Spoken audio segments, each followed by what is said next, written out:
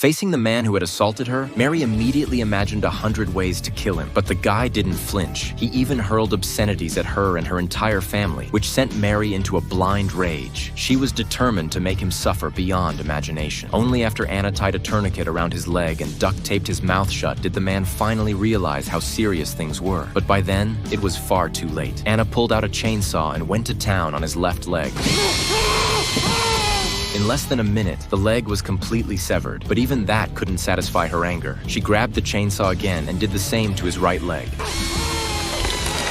And then came the twist no one saw coming. After chopping off both his legs, Anna used a razor-sharp blade to cut the ropes binding his hands. The sisters had once promised, if the man could drag himself out of the house with no legs, they'd spare his life. But just as he began crawling toward the door, Mary raised a gun and blew a hole through his head. It was the ultimate form of vengeance. Yet the real shock came when it was revealed that one of Mary's rapists had been her ex-boyfriend. Determined to make him pay, the two women began stalking him day and night. He had a wife and kid, but had secretly been seeing Mary behind their backs. Once she discovered the truth, Mary didn't hesitate to break up with him, but the heartbreak left her devastated. One night, while trying to clear her head at a bar, Mary was attacked by a drunken predator. Left helpless, she had no choice but to turn to her ex for help. But instead of protecting her, the ex-boyfriend hurt her all over again. Just as Mary hit rock bottom, her best friend Anna called. That call marked the start of their relentless road to revenge. When the man got in his car, Mary followed closely behind. He had no idea what was coming. Suddenly, Anna wrapped a thin wire around his neck and yanked it tight. Meanwhile, Mary climbed into the driver's seat. To avoid drawing unwanted attention, they tied him up and drove to a remote area. Once there, Mary pointed a gun to his head, but he remained calm. He believed Mary still loved him.